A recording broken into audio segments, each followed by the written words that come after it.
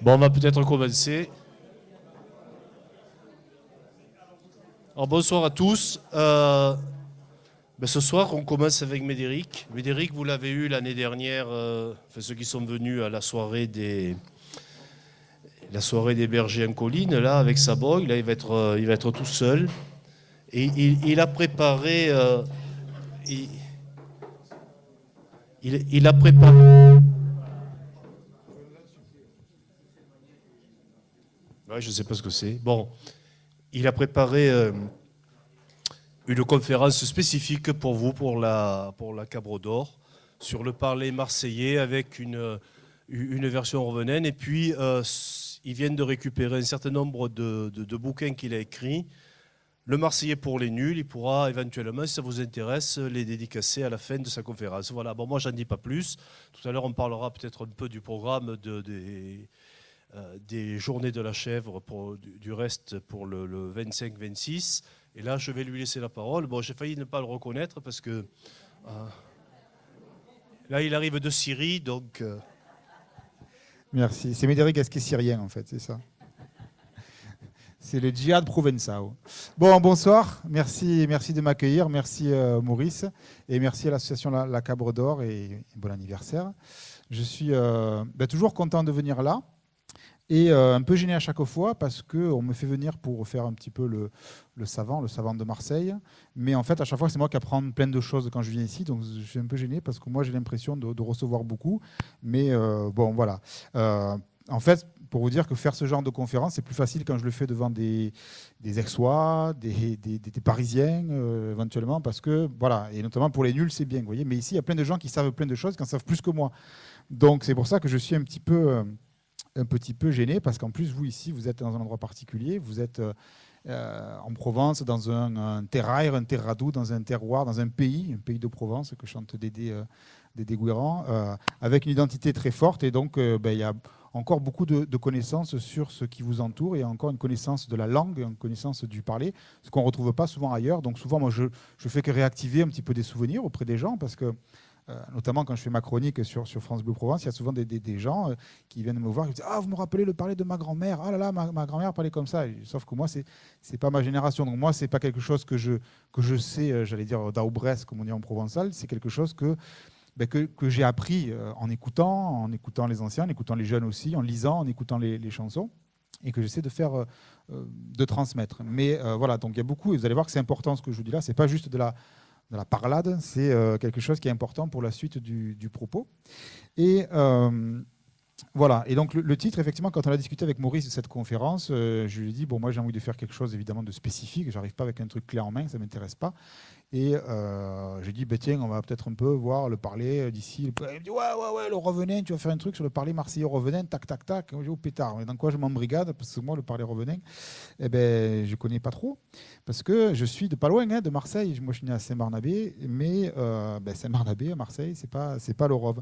Donc, je me suis dit quand même, bon, j'ai la chance de connaître un peu des gens ici, de venir de temps en temps.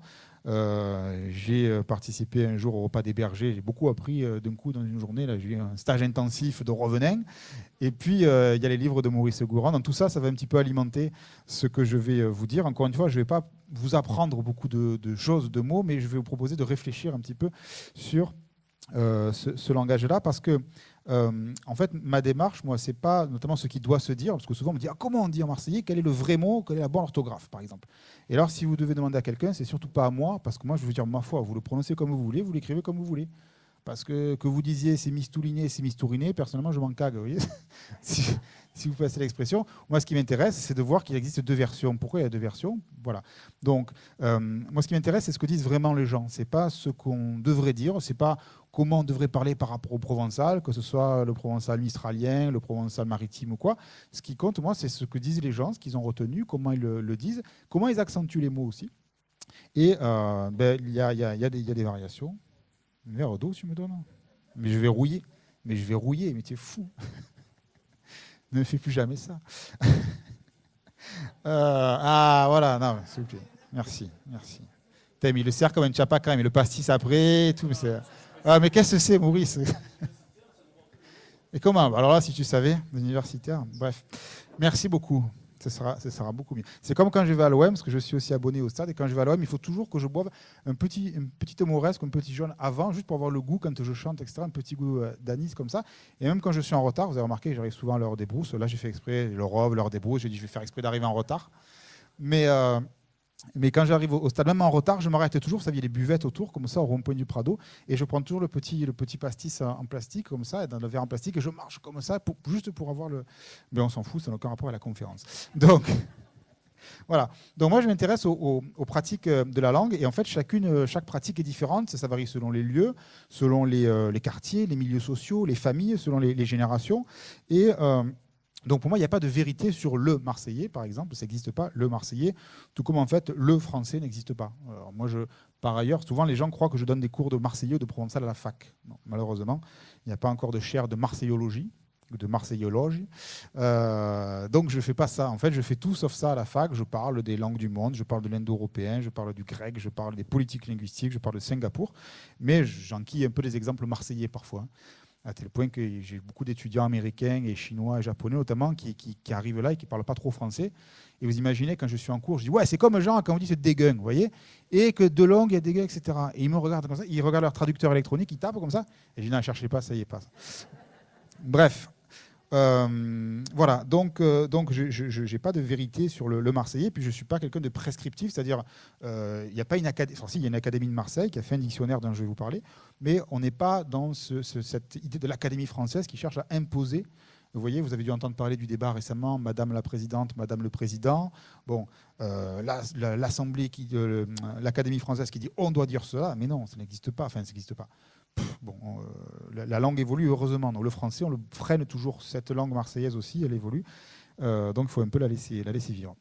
Pour vous donner quelques exemples de variations intéressantes, j'ai travaillé en 2006, on a publié avec l'Académie de Marseille le Dictionnaire du Marseillais. Ça, c'est un ouvrage collectif qu'on a fait donc avec les académiciens, mais aussi avec des chercheurs qui ne sont pas académiciens, avec des spécialistes de la faune, de la flore, du monde marin, de la chasse, de l'architecture, etc. Et alors, il faut imaginer une réunion à l'Académie de Marseille, donc aux 40 rue Thiers. L'Académie de Marseille, qui est sœur de l'Académie française, donc elle a été fondée en 1720, elle est officiellement rattachée à l'Académie française. Et donc, c'est vraiment l'académie, quoi. C'est-à-dire, c'est le parquet, quand tu marches, ça fait comme ça. Il y a des tableaux de plein de gens morts qu'on ne connaît pas. Vous voyez, c'est un peu. Voilà. Et puis, c'est très sérieux. Et moi, quand je suis arrivé, vraiment, là, j'étais le Caganis pour le coup de l'Assemblée, parce que, bon, et on m'avait donné carte blanche. Là, et je ne remercierai jamais assez l'Académie de m'avoir invité à faire un vrai dictionnaire de linguistes en me donnant carte blanche. Mais il fallait quand même convaincre les académiciens. Alors, première prise de parole d'un académicien, il dit « Bon, il est bien évident que, comme nous allons faire un dictionnaire académique, il n'y aura pas de mots vulgaires, populaires, etc. » Je dis « Attendez, si on fait un dictionnaire du Marseillais et qu'il n'y a pas Pachol, Mouni-Nevier, ça sert à quoi ?» Non, mais c'est vrai, ça fait partie du... Alors, ils ont dit « Quoi? Comment ?» etc. Je dis « Oui, si on fait ça, il faut le mettre, parce que... Voilà. » Donc, bon, ils ont pris un peu l'estoumagade, mais finalement, on a réussi. On n'a pas réussi à tout mettre, hein, mais on a réussi à mettre... la plupart. Et alors, ce qui était intéressant, c'était les discussions autour des variations. Par exemple, le mot angaz. Angaz, donc qui vient de l'italien ou du corse, gaz ou une gaz, la bagarre, enfin le sexe masculin, après s'engazer, s'énerver, etc. Bon. Angaz, c'est parfois prononcé angaste. Vous avez dû entendre des gens qui parfois disent angaste, il s'est engasté. C'est rare, mais ça arrive. Je l'ai encore entendu récemment. Le réflexe, c'est de dire ah non, on ne dit pas angasté, on dit angazé. Parce qu'on va dire c'est une faute, c'est pas comme ça qu'on dit. On peut le dire. Mais il y a tellement de personnes qui le disent, c'est-à-dire c'est pas un accident une fois, c'est plusieurs dizaines de personnes, que c'est une variante. Donc moi ça m'intéresse. Et ça c'est un procédé classique en langue. Le fait de passer de angas à angaste, c'est un phénomène qu'on appelle la métathèse. Alors je me suis dit que j'allais mettre 2-3 mots un peu jargon pour faire genre je justifie, vous voyez que je suis là pour dire un truc. Hein. C'est ce qu'on appelle en linguistique une métathèse, c'est-à-dire qu'on inverse deux sons, deux lettres. Et c'est comme ça que le mot fromage est né, parce qu'au départ, c'est le formage, et en fait, ça a été inversé en fromage. Donc, c'est un procédé tout à fait classique dans les langues. Donc, bon, pour l'instant, on dit encore langaste, mais peut-être que si demain tout le monde dit langaste, on dira langaste. Bon. Une autre variation plus intéressante, c'est aganter. Le verbe provençal aganta, qui signifie attraper, classique, est devenu aganter en français régional, en français d'ici. Donc, aganter, saganter, aganter, je ne sais pas, le ballon, saganter la castapiane. Je pense à Maurice, enfin, c'est parce qu'il en parle de la castapiane dans un livre, c'est pour ça. Je sais pas, ça va pas. Hein. Voilà, donc attraper, aganter. Il y a une version qui est agenter. Vous avez, ça vous dit quelque chose, agenter. Donc, aganter d'un côté, agenter.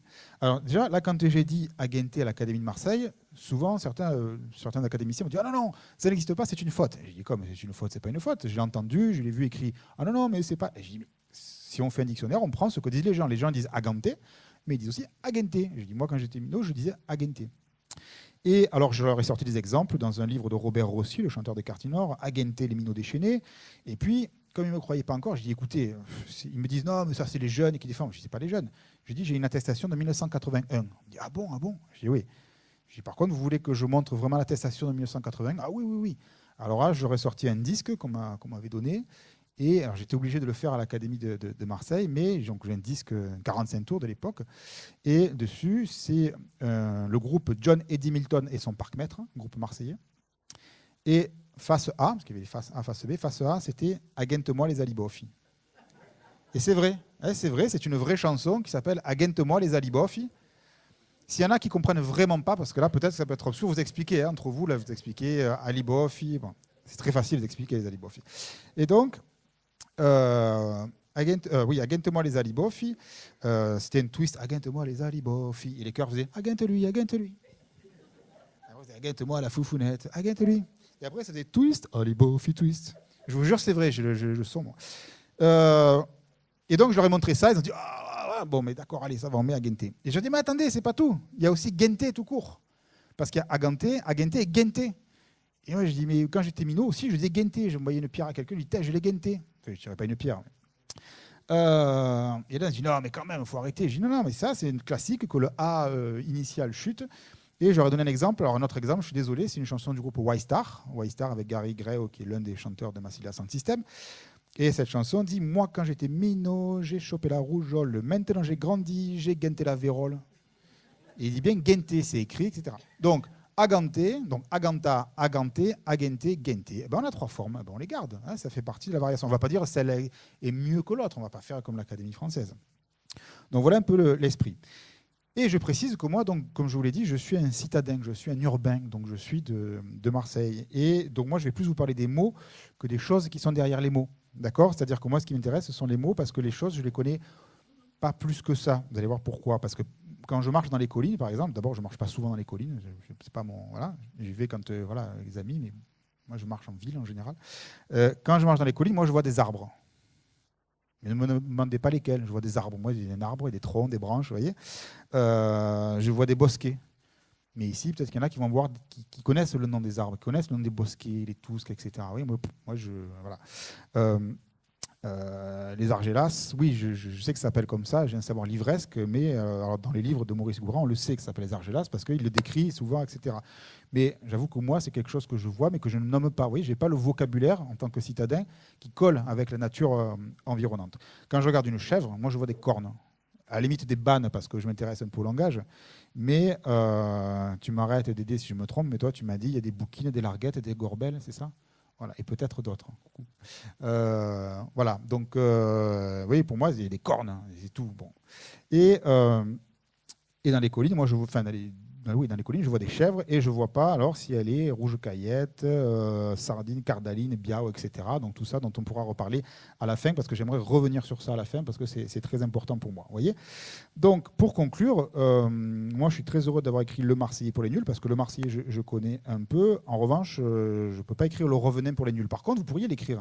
Je pense que c'est un truc que vous pourriez faire ou alors faire quelque chose, mais je suis sérieux, vous allez voir encore une fois qu'à la fin je termine là-dessus, faire quelque chose qui pourrait être consigné quelque part, qui recenserait les usages du rove. Donc je prends très au sérieux ce que je vous dis là, et vous allez voir l'importance que ça peut avoir. Alors, je vais un peu passer en revue quelques mots, quelques expressions, en essayant de voir ce qui se dit un peu ici, voir un petit peu les points communs. Mais juste avant, je dois vous dire un peu comment on a fait le dictionnaire du Marseillais, parce que ça conditionne un peu la façon dont on a, je vous ai déjà un petit quelques mots. Quand on fait un dictionnaire, il faut savoir pourquoi on le fait et pour qui. Au départ, l'Académie de Marseille, le projet, c'était, enfin le titre du dictionnaire prévu par Jean Chéligny, qui dirigeait l'Académie, c'était le parler de nos grands-mères. Et quand j'ai dit, mais pourquoi vous voulez appeler ça le parler de nos grands-mères? Ils ont dit, parce que ça nous rappelle les souvenirs de nos grands-mères avec la pile, la pigeonne, les malons et tout quanti, vous connaissez tout ça. Hein, bon. J'ai dit, d'accord, mais quand on va mettre des mots comme minot, déguin, delong, peu cher, fada, ouaille, cagole, ça existe, ça se dit tous les jours, là. Ce sont des mots d'usage courant. Pourquoi on va appeler ça le parler de nos grands-mères alors que c'est certes le parler des grands-mères, mais aussi le parler des parents, certes, mais le parler des générations de maintenant, le parler des minots. Alors, je dis, bon, d'accord. Et moi, je tiens à une chose, c'est-à-dire que le Marseillais est vivant. C'est-à-dire que c'est pour ça que c'est intéressant, c'est parce qu'on ne s'apitoie pas sur quelque chose qui disparaît et quelque chose qui change. Alors oui, quand ça change, ça disparaît un peu, mais il y a des choses nouvelles qui arrivent à la place. Et donc après, il y a les critères, et c'est là que je voulais en venir, c'est que quand on fait le dictionnaire du Marseillais, vous imaginez bien que c'est très compliqué de dire ce mot il est de Marseille, ce mot il n'est pas de Marseille. Un exemple très clair, c'est par exemple peu cher. Peu cher, on l'emploie ailleurs qu'à Marseille. On n'emploie pas qu'à Marseille, d'accord. On l'emploie ici, on l'emploie à Aubagne, on l'emploie à Aix, on l'emploie ailleurs. Mais il y a des mots comme ça qui sont encore plus répandus, comme caguer par exemple, qui est un verbe qu'on emploie jusqu'à Toulouse. Donc, est-ce qu'on ne va pas le mettre, par exemple, parce qu'il est aussi employé à Toulouse? Voilà le genre de questions qu'on s'est posées.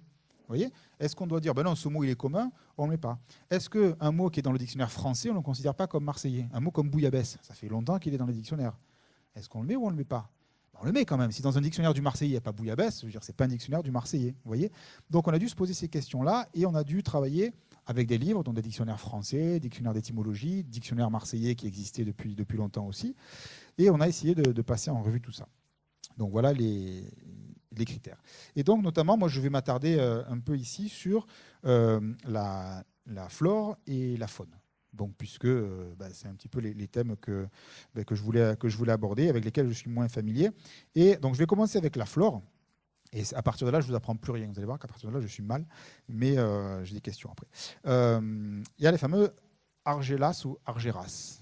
D'accord? Alors, je commence par j'ai pris l'ordre alphabétique.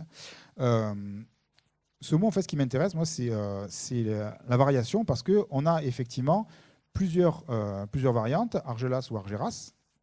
Et notamment, chez Pagnol, on trouve les deux.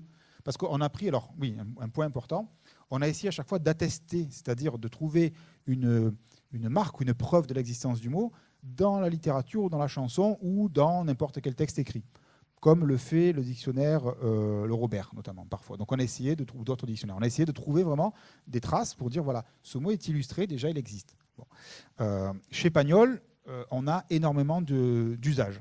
Souvent, les gens critiquent Pagnol en disant « Ouais, Pagnol, il a fait du mal. » Bon, ça m'énerve parce que j'aime beaucoup ce qu'a fait Pagnol. Mais en plus, au niveau du vocabulaire, c'est pas léger.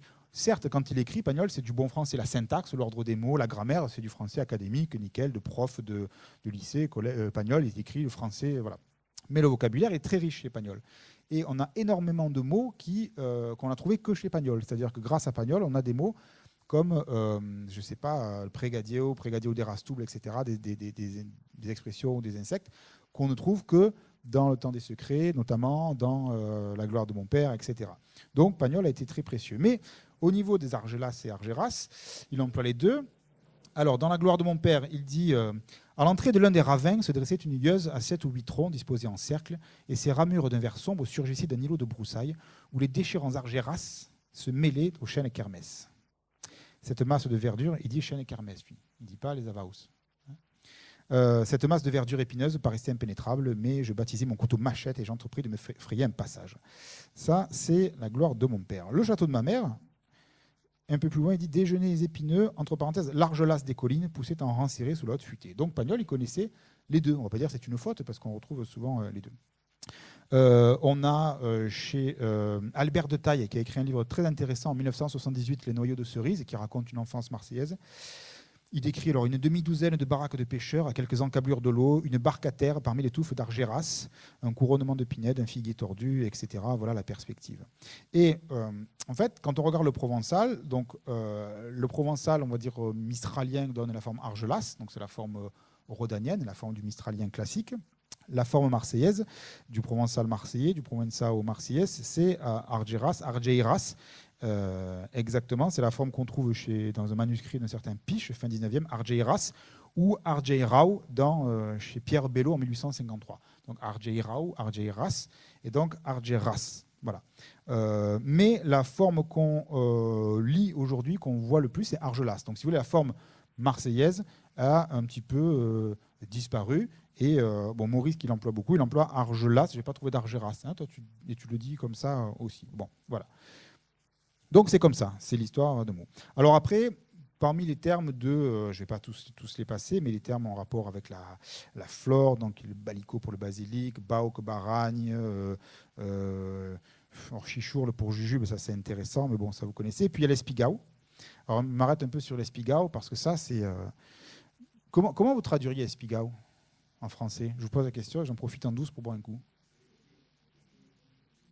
L'épiller, ouais. L'épiler. Vas-y, vas-y.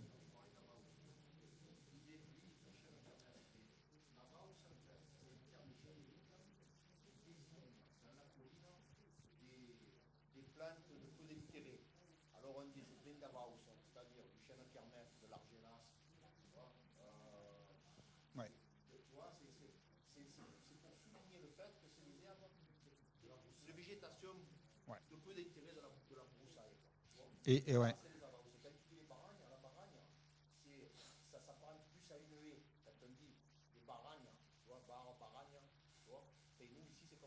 Ouais. Ouais, ouais. Et oui. Oui, oui. Et voilà. Mais alors, juste pour revenir sur la Vauce, Mistral, il parle de la terre d'Avaus. Il dit que c'est la terre particulière qu'on trouve dans la garrigue, en fait, cette terre un peu caillouteuse, etc., qui pousse. Voilà. Voilà. Ouais. Ouais, ouais. Ouais. Tout à fait.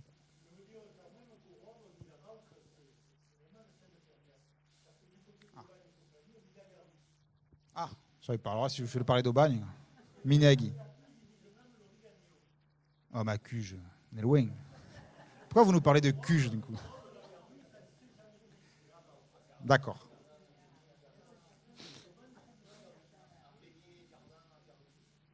Ah, Garus? D'accord. Ah, bah, d'accord. Je note, hein, parce que vous allez voir à la fin, ça, il va falloir noter tout ça. Là. Prenez des notes un peu, parce que c'est important, c'est important. Donc là, alors le spigao. Pour revenir alors souvent, les gens certains connaissaient ici, mais souvent, les gens, quand on leur dit qu'est-ce que c'est que le spigao, là, je vous ai vu me pêcher, vous dites, ouais, c'est le truc, là, le machin, là, hein, vous avez fait ça. C'est le truc, là, qu'on se balance dessus, qui s'accroche, que ça rentre dans l'oreille des chiens. Ah, oui.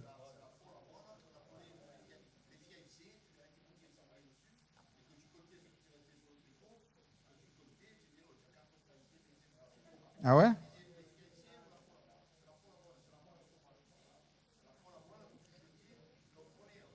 Oui, je t'écoute. Je t'écoute. Ouais. Oui. Ah, mais le spigao, c'est aussi le spigao, c'est celui qu'on s'envoie aussi. Voilà, voilà, voilà. Alors nous, on n'a pas écrit c'est une saloperie. Oui, madame.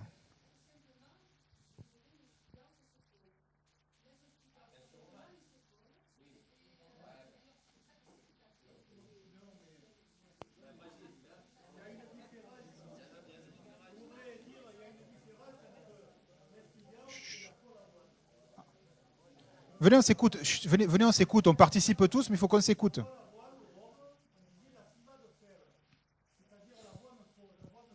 Ouais. Non. Ouais, voilà.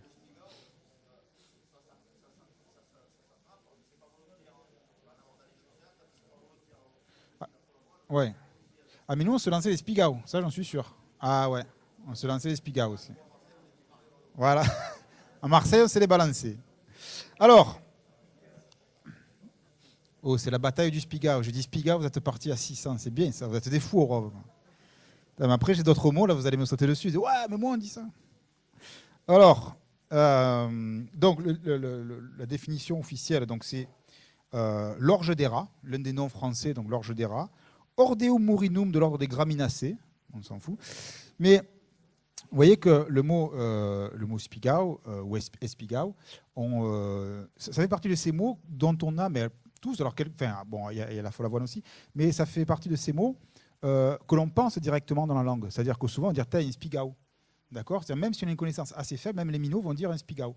Et jamais on ne va le traduire. Alors qu'il y a des mots comme ça, on va dire, je ne sais pas, la marluce pour la morue, des choses comme ça, ça va venir moins instinctivement. Mais voilà un mot, et à chaque fois je colle les gens, y compris les jeunes, ils ne savent pas comment le traduire. Parce que c'est une réalité, si vous voulez, c'est comme si s'accrochait le sens du mot directement comme le Spigau lui-même. Donc voilà, ça c'est un mot intéressant. Là encore, il y a eu une bataille avec l'Académie parce qu'on a dit on le met à Spigau ou à Espigau. La forme provençale, c'est Espigau. C'est devenu souvent Espigau ou Spigau tout court. Et ça, c'est un grand classique, c'est-à-dire la chute du E final. Ça, c'est ce qu'on appelle, attention, deuxième mot technique, l'aphérèse. L'aphérèse qui est une variété de métaplasme. Je fais exprès de... C'est juste que dans les mots, il y a souvent, encore une fois, des syllabes soit qui chutent, soit qui se transforment, soit qui changent de place. Ça bouge beaucoup dans les mots.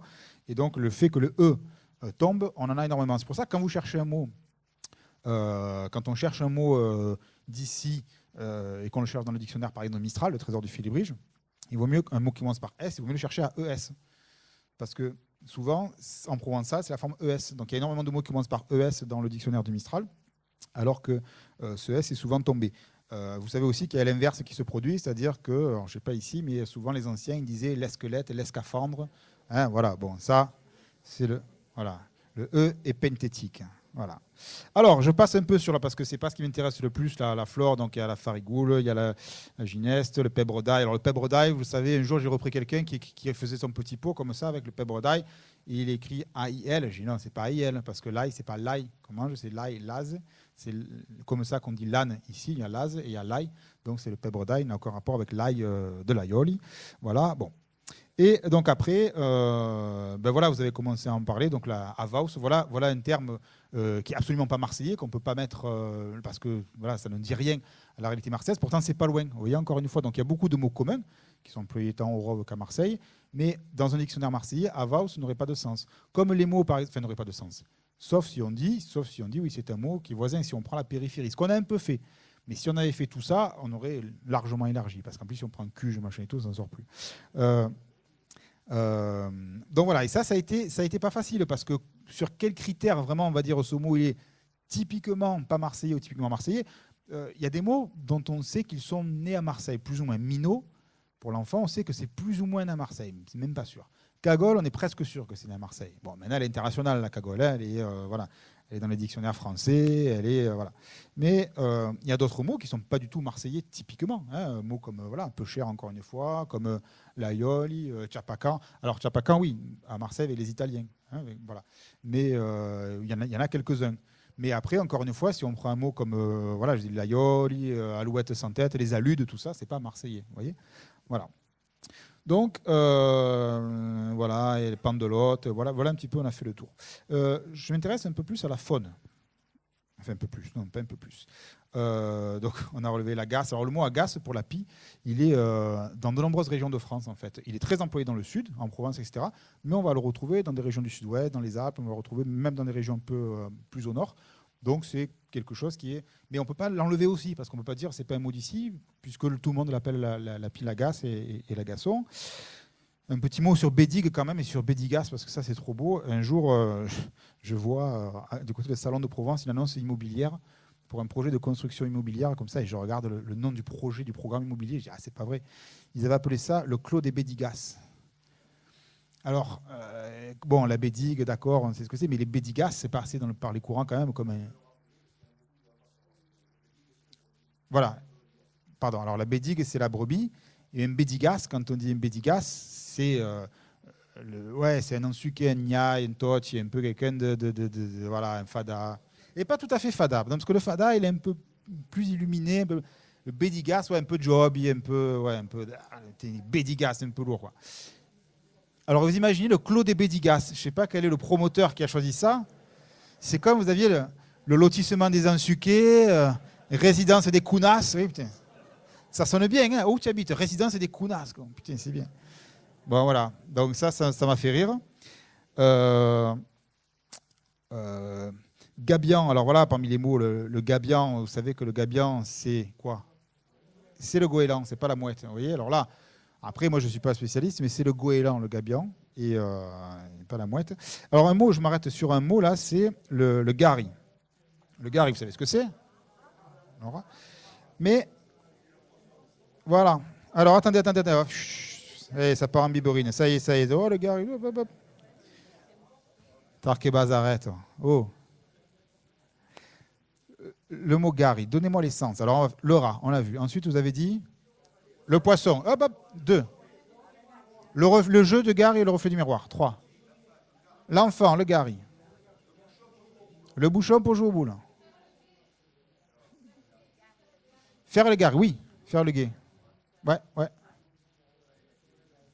Non, elle n'a pas monté. Non, c'est vrai, vous avez raison.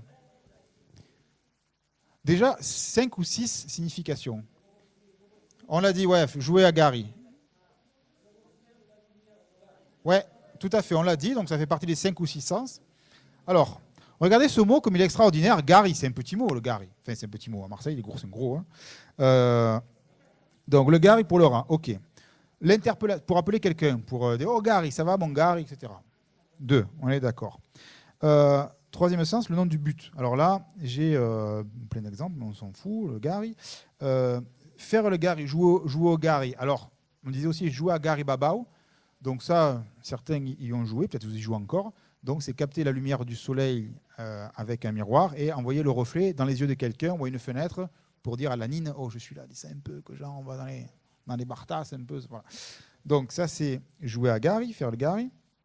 Vous avez le poisson, alors le gari effectivement, donc le gari qui est le petit poisson mustélidé à chair délicate, je sais pas, je n'ai pas mangé moi.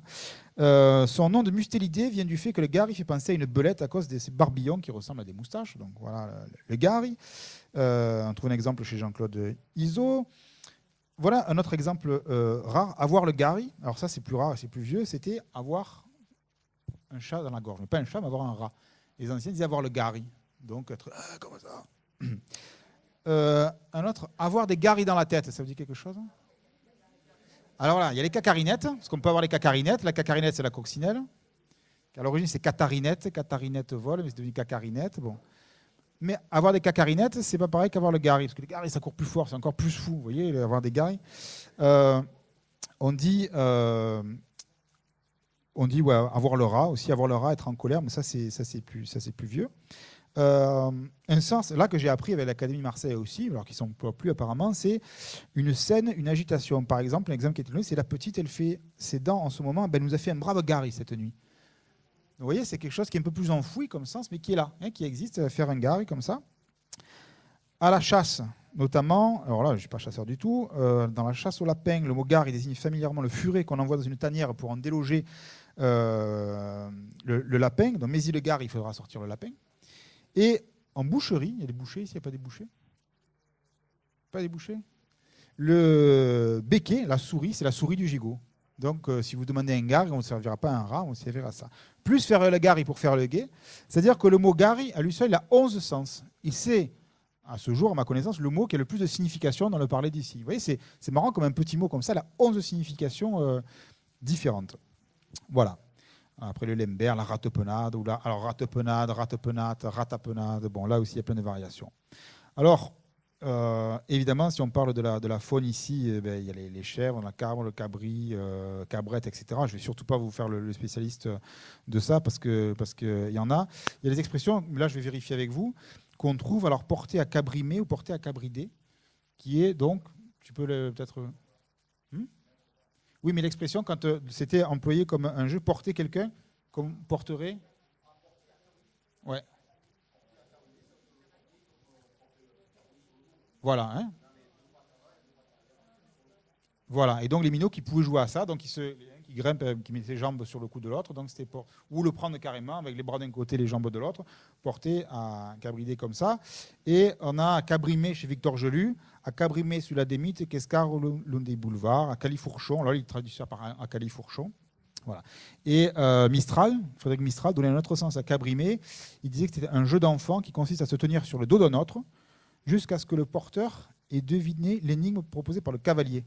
Donc c'est marrant, il y en a un qui pointe sur les épaules et celui qui est sur les épaules, il lance une énigme et l'autre, il le porte tant qu'il n'a pas trouvé la solution. Oui, voilà un jeu, un jeu barbare. Voilà. Et après, alors dans le parler après courant, il y a le cabrin. Alors le cabrin, je ne sais pas si vous dites ici pour voilà, c'est un cabrin. Bon, rien, voilà. Ouais, voilà, il y a un côté feignant dans le cabrin. Il y a un exemple chez Jean Contrucy dans Double crime dans la rue Bleue. Il dit tu étais un très bon élève, c'était facile. Te souviens-tu de Franceschetti, Examena? Ça, c'était du sport. Jamais revu de pareil cabrin. Donc là, on sent que c'est vraiment des mecs qui foutaient rien. Voilà. Et alors ça aussi, je le soumets à vous. C'est un texte de Denise Barbaroux qui a participé au dictionnaire, mais qui a publié un très joli texte où elle raconte son enfance marseillaise auprès de sa tante. Et elle récite cette petite formule provençalo-marseillaise, soi-disant pour soigner les enfants malades. Pète de cabre, pète de cabri, demain matin, ça aura tout guéri. Bon.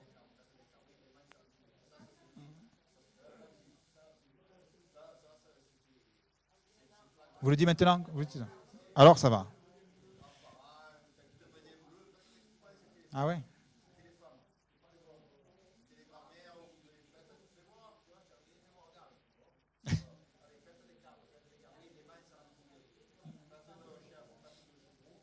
Ouais.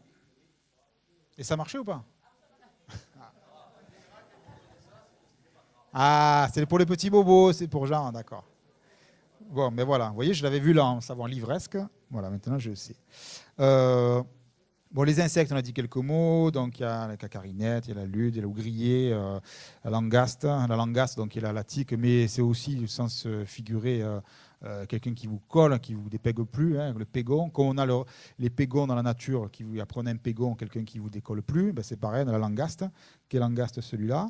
Alors évidemment, dans le dictionnaire du Marseillais, on a beaucoup de termes de poissons, crustacés et coquillages. Et là, quand on regarde, vous voyez leur rapport, je n'ai pas fait de statistiques parce que je ne suis pas fan de ça, mais j'ai fait une liste de quelques termes, vous voyez, de la faune et de la flore. Mais après, dès qu'on prend les poissons, les crustacés, alors là, on sent que c'est Marseille, que c'est le port, parce que vous avez la bavarelle, le biou, la blanquette, bog et bog-ravel, le cabasson, le calambeau, le capellan, la caramotte, la castagnole, le chapon, l'ouchi, le chichi de mer, je vais en reparler, la chiqueuse, la cigale de mer, les clovis, les dattes de mer, les dentis, l'esquinade et le fiou-pélant. Je suis obligé de vous en dire un mot pour deux raisons. D'abord, ben oui, parce que Dédé, je suis le fiou-pélant de la digue de l'Estac. Hein, tu la chanteras après, non? Voilà. Bon, j'aime beaucoup cette chanson, ça donne envie, hein, on est tranquille. Fiou, fiou, fiou-pélant.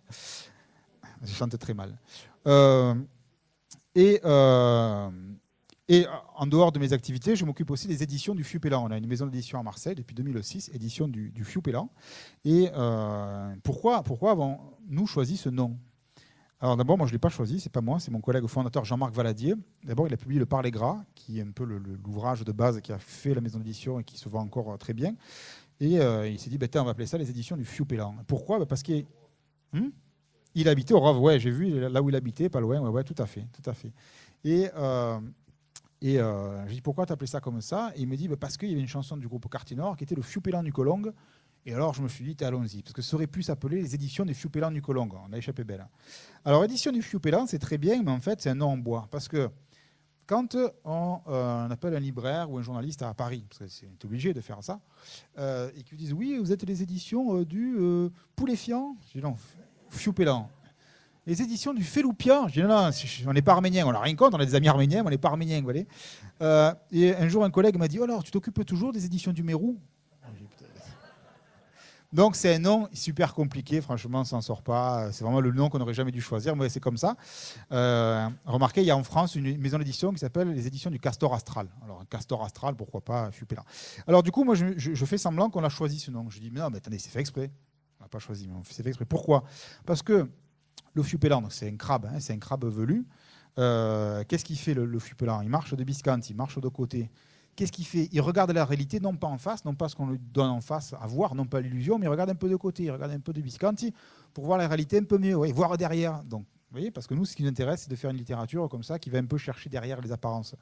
Et on n'est pas dans le « Ah, Marseille, c'est trop beau, c'est trop bien, on adore Marseille, plus belle la ville. » Et le Fiou-Pélant, qu'est-ce qu'il fait aussi comme c'est un crabe? Il gagne ça, il pince un peu avec ses pinces. Et la littérature qu'on propose, c'est une littérature un peu satirique, un peu mordante qui essaie de jouer beaucoup sur l'ironie, la satire, la moquerie parfois. Voilà. Donc c'est tout à fait justifié. C'est un excellent nom, les éditions du Fupelan. Je suis très heureux que nous ne l'ayons pas choisi, mais qu'il soit imposé. Voilà, mais donc je tenais à le dire parce que j'aime beaucoup la chanson le Fupelan de la digue de l'Estac aussi. Il y a le mot galine et galinette. Alors là aussi, avec la galinette qui est dans la mer, il y a la galine aussi, la poule, la galinette. Galinette qui est aussi bien sûr le nom très très connu dans chez Pagnol, Galinette, le personnage de Gaulin, et Notre-Dame de la Galine, l'Estac, pas loin. Voilà, bon ça vous connaissez. C'est marrant parce que Maurice, c'est des mots qu'il emploie beaucoup dans ses romans pour parler des filles, Galine. Et aux éditions Gigal, où Maurice a publié tous ou la plupart, enfin tous les livres aux éditions Gigal. Il y a aussi Gilles Delpapas. Alors Gilles Delpapas, lui, pour parler des filles, il emploie le mot girelle. Et à chaque fois, c'est marrant parce que quand on lit, l'un c'est la girelle, l'autre c'est la galine. Donc chacun son zoo. Enfin, les filles, non, c'est pas... Mais c'est marrant, hein. Toi, c'est galine, ça revient souvent. Alors, je n'ai des tonnes d'exemples, mais voilà, un peu page. L'un de ceux que je préfère, c'est La Porte des Orients perdus, que j'aime beaucoup. Première page, donc Barthes est peintre, artiste peintre, je veux dire, pas peintre en bâtiment. Il met des moulons de couleurs sur des scènes de la vie qui apparaissent à d'autres d'une grisaille à chialer. Et puis, chez Barthes, tu dis Barthes ou Barthes? Comment tu prononces, Barthes ou Barthes? Barthes, parce qu'en fait, je le lis. Et chez Barthes, il y a Mado, sa galine, une grande brune, etc. Blablabla. Et on le retrouve un peu plus loin, galine. Voilà. Alors moi, dans mes livres, il y a plein de trucs comme ça. Je souligne, j'entoure les mots marseillais, je fais des flèches, des machins, des trucs comme ça. Donc voilà, ça c'est galine qui revient souvent. Alors après, il y a un mot que j'aime beaucoup, alors qu'on emploie très peu. Est-ce que vous savez ce que c'est qu'un lingumbao?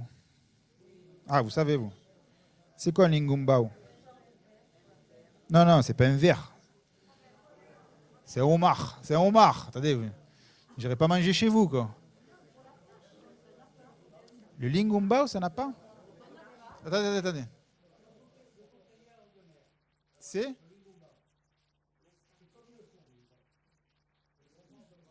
Alors attendez, parce qu'il y a d'autres... D'accord. Il y a d'autres versions, attendez. Oui.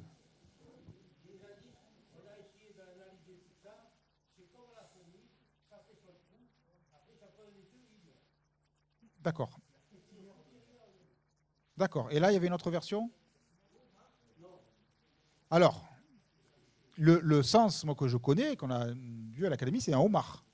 Hein, c'est un homard particulier, reflet bleuté, qui se pêche en Méditerranée, qui est rare. C'est attesté en provençal, hein, dans le sens de homard, abusivement dans le sens de crevette. Fourmi, je ne connaissais pas dans ce sens-là. Bon.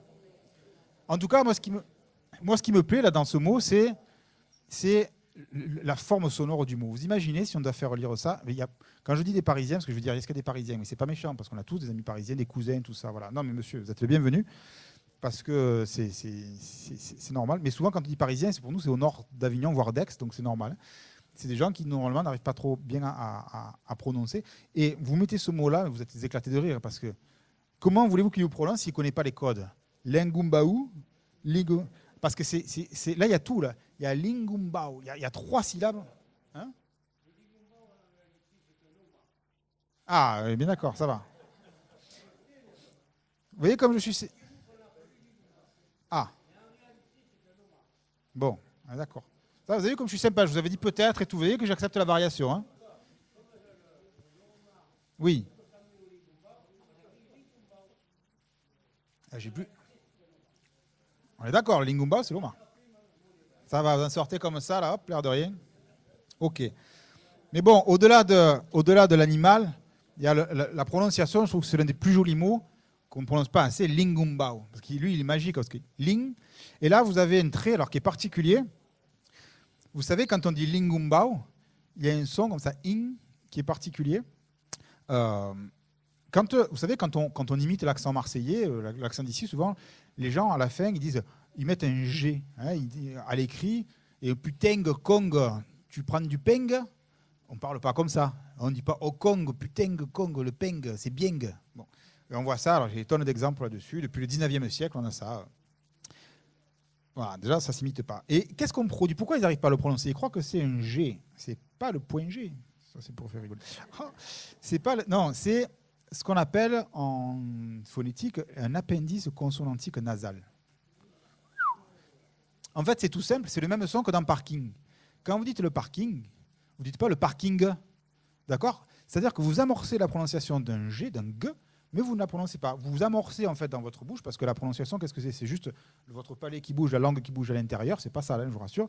Mais ça fait, le son se module en fonction de l'ouverture de votre bouche. De la langue. Donc parking, vous ne dites pas parking. Et bien c'est pareil, quand vous dites le ping, vous avez la même position en fait dans la bouche, le ping, de main, etc. Sauf que nous, on le fait naturellement. Et c'est quelque chose qui est difficilement imitable, effectivement, ça, hein, cet appendice consonantique nasal, vélaire en plus, mais je n'ai pas dit. Alors après, le loup, bien sûr, le loup, le bar, hein, merlus, le moustel, le muge. Ça, c'est un mot, le muge, qui est rigolo aussi, parce que l'autre jour, j'écoutais France Bleu Provence, j'écoutais l'émission avec Corinne Zagara et Anne Garabédian sur la cuisine. Et elle se met à parler comme ça. Il y avait un chef qui dit on va vous faire. Alors d'abord, il disait la muge de pays. Donc elle a dit non, on dit le muge, tout ça. On dit le muge, le poisson. Donc le muge, c'est masculin. Et moi, j'étais mort de rire. Le muge, c'est masculin. Ah ouais, c'est masculin le muge. Parce que quand vous savez ce que ça veut dire aussi le muge, parce que vous avez le poisson, le muge, c'est le miou, c'est le mulet. Hein, le poisson, le mulet. Mais le muge aussi, c'est le chichi, le vier. Vas-y. Ah oui. Je connaissais ça avec le gobi de braille. Ouais, le gobi de braille aussi. Voilà, ouais, le muge de braille. Alors là, il faut traduire le muge de braille. Tout le monde comprend ou pas le muge de braille? Ça va, donc je ne traduis pas ça. Sinon, voilà. Et donc ça, c'était rigolo parce qu'elle disait ça, le muge. Oui, menu à base de muge. Est-ce qu'on peut mettre du foie gras sur le muge? Arrêtez. Moi, c'est dégueulasse. C'est France Bleu Provence quand même, quoi. Bon, bref. Le pataclé, vous savez que c'est un poisson, mais c'est aussi pastis. Il y avait une chanson comme ça que les employés de Ricard chantaient, l'hymne du pataclé. Je l'ai par là. Les pitemoufs. Il y a Laurent Damont, et pas loin d'ici, qui avait écrit l'Estac au temps des pitemoufs. Donc les pitemoufs, ces petits poissons qui mangent la mousse qui pousse à la ligne de flottaison des bateaux. Puis il y avait les pitemoufs, ceux qui vivaient, les petits pêcheurs qui vivaient de leur petite pêche. Il y a le pourpre. Alors, qui est le pourpre parfois, qui n'a aucun rapport avec la couleur, qui est le poulpe, c'est comme ça qu'on dit en provençal marseillais là aussi, avec deux expressions, figure de pourpre, donc figure de poulpe, et se prendre un pourpre, se prendre un brave pourpre, ce qui va nous arriver ce week-end, c'est la chavanne. Hein, voilà. Pourquoi se prendre un pourpre? Sûrement à cause du jet d'encre du poulpe, je suppose. Le roucao. Alors le roucao, il est intéressant, et là, il a carrément dans le dictionnaire au tout début, on avait des spécialistes, encore une fois, de la faune sous-marine, donc des gens qui sont spécialistes, et notamment quelque chose d'intéressant à propos du roucao, donc qui fait partie des labridés. Et il est écrit ceci, les labridés, dont plusieurs espèces proches les unes des autres, sont désignés par le terme de roucao, alors qu'il existe au moins 6 espèces. Il est évident que ni le pêcheur à la ligne moyen, ni l'amateur de bouillabaisse ne font la différence, et que pour eux, ce sont tous des roucaos. Et donc, il explique qu'il y a différentes variétés. Bon, voilà. Donc, si vous voulez, roucao, c'est un terme générique, ce n'est pas juste une espèce en particulier. Après, il y a la saupe, le saran, le serran, le siouclé, les soupions, qu'on emploie souvent soupions, qu'on voit souvent écrit soupion même. La pizza au soupion, ça mange des soupions. Les verdao. Et puis, il y a le vieux marin aussi. Alors ça, c'est obligé, parce qu'après le muge, il y a le vieux marin. L'holothurie. Holothurie, donc, qui est ce... Vous savez qu'il y avait... l'holothurie, c'est je ne sais jamais comment l'appeler, c'est un animal dont se nourrissent notamment les Japonais énormément, et c'est quelque chose qui est beaucoup développé du côté des côtes d'Australie, en Polynésie, etc. Ils ont beaucoup embauché là-bas les Japonais de pêcheurs, et donc le vieux marin est international, enfin l'holothurie, mais nous on l'appelle le vieux marin. Pourquoi? Parce que sa forme, on rappelle, est effectivement quelque chose. À propos du vier, je tiens à militer pour l'orthographe du vier, V-I-E. Petite parenthèse. Pourquoi? Parce que ça fait des générations que nous écrivons vier, V-I-E-R. Moi aussi, je l'ai écrit, y compris dans notre pièce, Madame Olivier, mon vieux Madame Olivier, etc.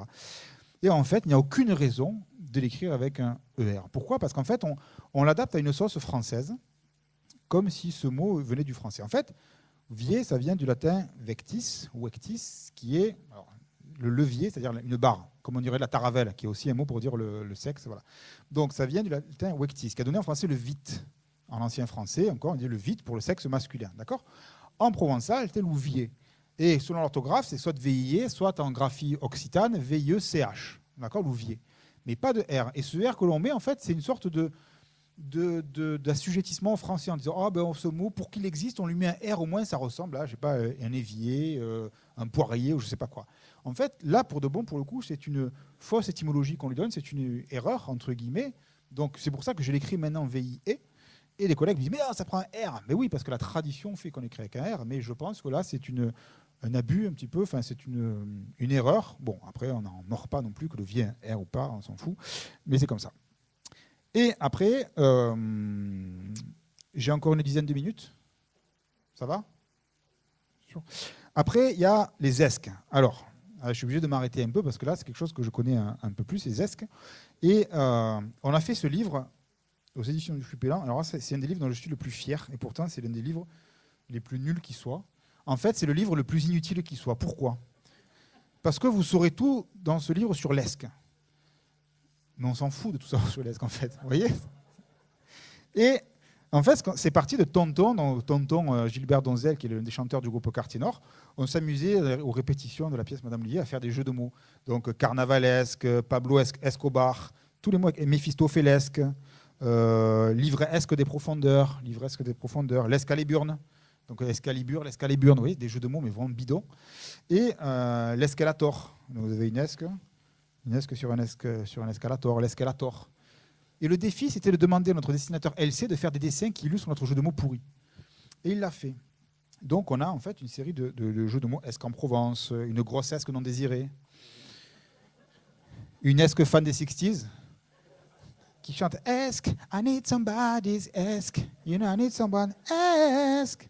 Voilà, avec le Yellow Soup Marine.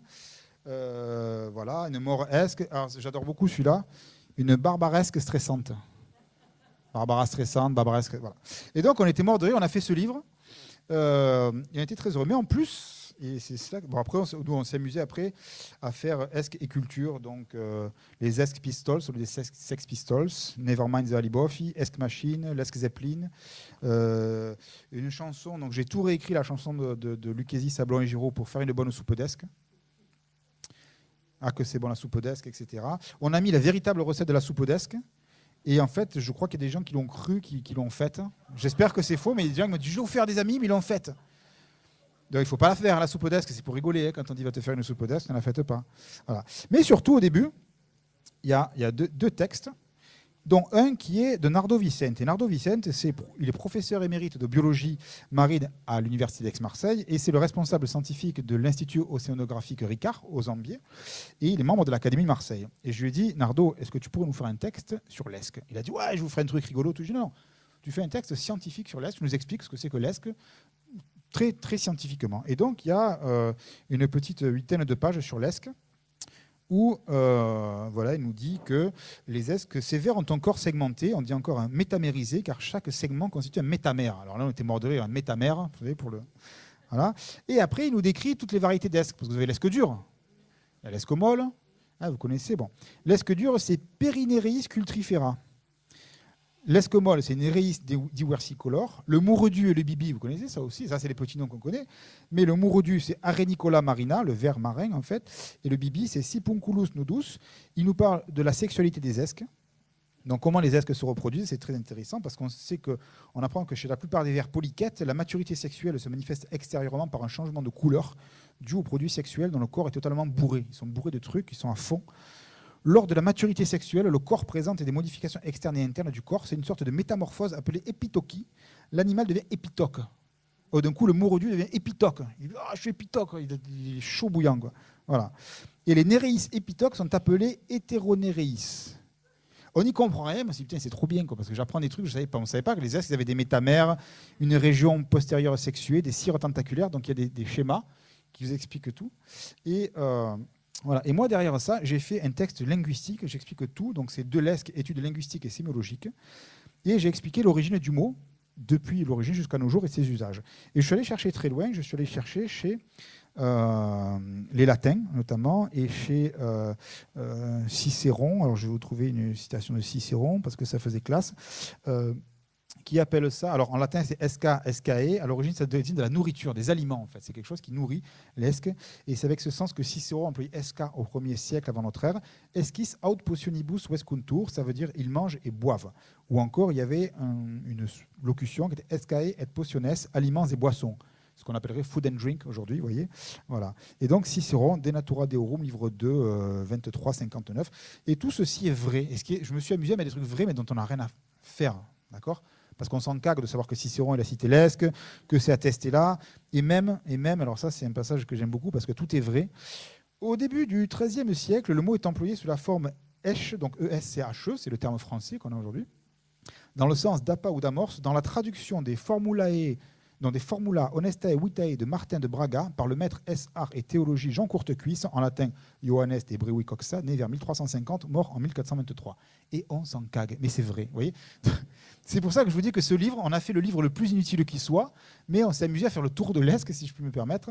Donc, vous voyez, autant il y a les trucs de voilà, sur les chèvres, je ne connais rien, et sur les avaos, etc. Mais alors l'Esque, je peux vous dire que voilà, je connais la sexualité, tout ça, machin. Donc, ça prouve bien que je suis plus pêcheur et marseillais, vous voyez, qu'un habitant des collines. Et donc, l'expression « te faire une soupe d'Esque » aussi. Voilà.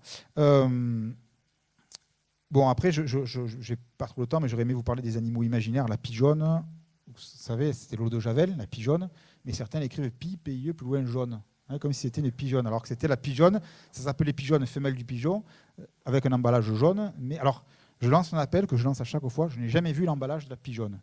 Je crois qu'il n'en existe pas, je n'en ai pas vu au musée de Château-Gombert, je ne sais pas s'il y en a quelque part. Je rêverais de voir. Ils l'ont ? Ah, je rêverais de voir l'emballage de la pigeonne. On en parle tellement de la pigeonne pour l'eau de Javel que j'aimerais. Bon, j'irai à Arles. Après, bon, il y a le Facomochère du côté d'Espigoule, il y a le Mouninotor qui a inventé Cartinor, mais je ne vais pas vous parler de ça.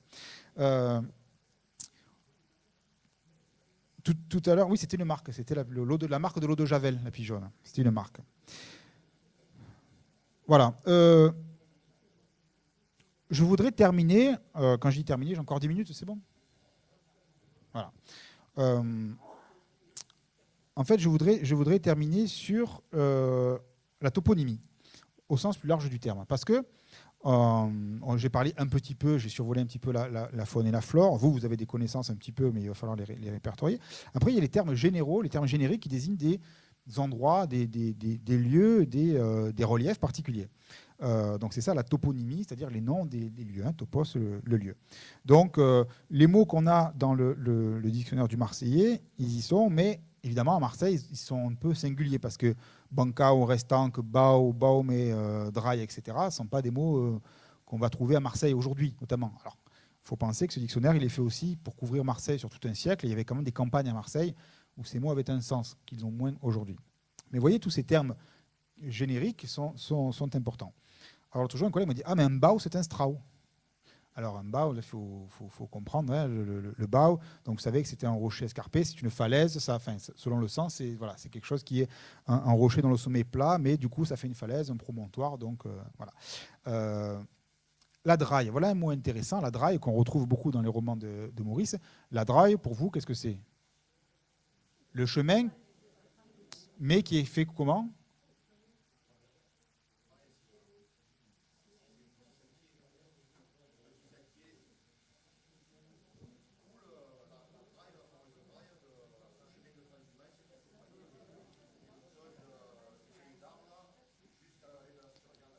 Voilà, donc la draille, ce n'est pas simplement un chemin pour les piétons, c'est un chemin pour les bêtes, pour les troupeaux. Et en général, la draille, elle est faite par les animaux. La draille, en général, elle est tracée par. Hein, c'est le passage courant qui fait que... Bon. Mais ce qui est marrant, c'est que je travaille, vous allez voir pourquoi je vous parle de ça, je travaille aussi plus sérieusement sur ça fait plusieurs années que je fais un travail sur une variété de provençal nord-alpin, en fait, dans les Alpes, en Isère, dans le sud de l'Isère, dans une vallée qui s'appelle le Val-Jouffré, qui est en fait pas loin de la Mure. Alors en fait, vous passez Gap, vous passez le col Bayard et en direction de Grenoble. Et puis là, au lieu de continuer tout droit vers la Mure, tout ça, vous prenez à droite, vous avez Valbonnet, Entraigues, tout ça. Et puis vous avez au fond une vallée qui donne sur le massif des Écrins. Et vous avez Val-Jouffré, qui est une vallée fermée. Et ça fait 5 ans à peu près maintenant que je travaille là-bas. Pourquoi je travaille là-bas ? Parce que par hasard, un jour, quelqu'un dit « Ah ben vous devriez aller là-bas, vous les linguistes, parce qu'il y a une langue particulière qui est en train de disparaître là-bas ». Et avec un collègue chercheur au laboratoire Power et Langage, on s'est dit, ben, tiens, on va y aller. On est allé là-bas, on avait un contact sur place qui devait nous indiquer des gens qui parlaient encore cette langue en train de disparaître. Bon, vous imaginez, pour un linguiste, c'est le top, ça, c'est le rêve de découvrir une langue inconnue. Parce que la linguistique, ça fait rêver personne. Vous voyez, parce que moi, je vous parle des métamères, des métaplasmes, métasœurs, je ne sais pas quoi. Vous voyez, c'est pas fun, quoi, vous voyez. Mais par contre, entendre qu'une nouvelle langue a été trouvée, là, je serais, vous voyez, au journal, putain, un linguiste, c'est le côté un peu Indiana Jones de la linguistique. On va découvrir une tribu qui parle une langue spéciale, quoi. Bon. Et donc on est allé, on avait un contact dans un hameau, donc il faut savoir que c'est une vallée très resserrée comme ça, donc il y avait très peu de soleil dans la journée. Elle est elle est très resserrée, et au fond le dernier hameau s'appelle le désert. Donc ça fait super envie. On est allé en hiver, il y avait de la neige, il faisait moins 14. On arrive au désert chez notre contact, on frappe à la porte, on connaissait personne. On tape à la porte, ça ne répond pas. Une fois, deux fois, trois fois, personne. On dit qu'est-ce qu'on fait là? Qu'est-ce qu'on fait au désert, au fond d'une vallée en cul-de-sac, à chercher des locuteurs d'un parler, mais on n'a même pas de contact. Et heureusement, on avait un jeune avec nous qui est Étienne Champollion. Étienne Champollion, qui est musicien par ailleurs, qui est un jeune, il n'a même pas 35 ans, je crois, et qui est un artiste qui fait des chansons avec Émilie Marche notamment, et il fait partie de la famille Champollion, le Champollion, l'égyptologue. Ça fait partie de la branche des Champollion qui, en fait, donc, ils sont originaires de Figeac, mais en fait, le berceau des Champollion, c'est le Champoléon, en fait, la région qui est alpine. Bon. Et il a dit, bon, mais je connais un vieux là-bas, on va aller le voir. Et on va taper, on va voir un papé là-bas qui nous reçoit, qui dit, ah ouais, le patois, mais ça fait 30 ans qu'on ne le parle plus, vous arrivez trop tard, tout ça. C'est mince, on arrive 30 ans après, plus personne ne parle. Sauf que lui, il le parlait encore un peu. Je vous fais très court, mais lui, finalement, en fait, il le parle très bien. C'est souvent le cas, quand on voit quelqu'un qui dit, ah, moi, je ne parle pas, en fait, il parle. On l'a mis avec un collègue à lui qui le parle, ils ont fait des dialogues, et puis un troisième. Mais en fait, on n'a que 3 locuteurs et demi, parce qu'il y en a qui connaissent quelques phrases. Et donc, c'est un parler, un patois. Alors, ils appellent ça le patois. Moi, je n'ai pas honte d'utiliser le mot patois, parce que c'est comme ça que souvent les gens appellent ça leur langue, le patois, avec un attachement très fort. Et ils n'appellent pas ça occitan, ils n'appellent pas ça provençal-alpin, ils n'appellent pas ça franco-provençal, c'est leur patois. Et c'est vrai que c'est entre les deux, parce que c'est vraiment dans la zone de transition entre l'occitan, le provençal nord-alpin, et le franco-provençal qui est parlé dans la région de Grenoble, tout ça, et ça emprunte aux deux. Et donc, moi-même qui parle un peu, qui comprends moi le provençal, j'ai vraiment du mal. Et inversement, eux, ils ont du mal à se faire comprendre avec ceux un peu plus au nord. Et on a fait avec eux un travail de toponymie. C'est pour ça que je fais un rapport. Et le mot draille, quand ils me parlaient de la draille, moi j'ai dit c'est bon, ça je connais, c'est chez nous. Ben non, pour eux la draille, c'est pas ça du tout, c'est un éboulis. C'est-à-dire que c'est en bas du flanc de la montagne, vous avez des sortes de cônes, vous savez, comme ça, qui sont faits de pierres et qui sont tombés au fur et à mesure, et ça fait des éboulis. Et ils appellent ça les drailles. Donc voilà comment un mot qui a la même racine occitane, là, a un sens très différent. Et ce qui m'apparaissait intéressant, là, c'est de voir que le mot a un sens très local. Et ça n'a pas de sens de faire un dictionnaire si on ne prend pas en compte l'usage très local. Alors du coup, je me suis dit, tiens, et ici au ROV. Et j'ai pris un document qui est très précieux pour moi, qui est le bulletin de la Cabre d'Or d'avril 2011, que j'avais récupéré quand j'étais venu. Et il y a surtout cette magnifique carte que vous connaissez, mais vous ne vous rendez pas compte à quel point cette carte elle est précieuse. Et moi, quand j'ai ça sous les yeux, je rêve, et j'ai bossé pendant des heures dessus, et je me suis dit, c'est trop bien. Alors ça fait plusieurs fois que je la regarde, et là, et je me suis dit, ok, il y a des choses que je connais, parce qu'ayant une connaissance du provençal correcte, et ayant avec moi surtout des outils, c'est-à-dire des dictionnaires de provençal, dont le Trésor du Félibrige de Mistral, qui reste une œuvre très précieuse pour commencer, je me suis dit, bon, il y a des choses que je connais. Le vallon de Cassaire, j'imagine que c'est un rapport avec un chasseur. Bon, Cassaire, vallon du Douar, je suppose que c'était une personne, le Douar, Édouard, hein, c'est le... Bon.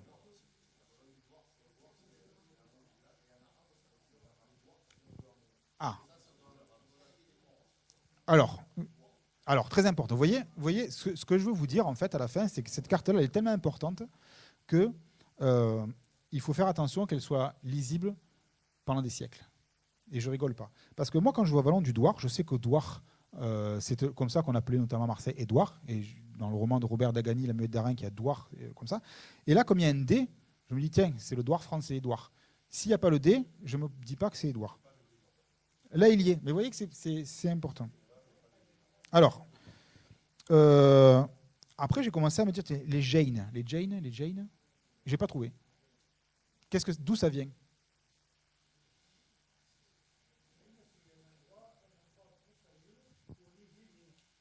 Ah.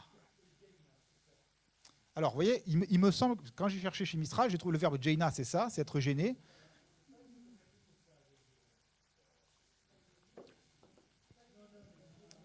Le genêt, c'est la gineste. Ce ne serait pas logique que le nu. Alors, voilà une hypothèse. Voilà une hypothèse. Le pérussier, c'est qu'il y avait un poirier. C'est le poirier, là. Bon, là, on peut s'y retrouver. Alors, vallon de Vénéo. Est-ce que vous savez d'où ça vient? D'accord. Non, je n'avais pas entendu.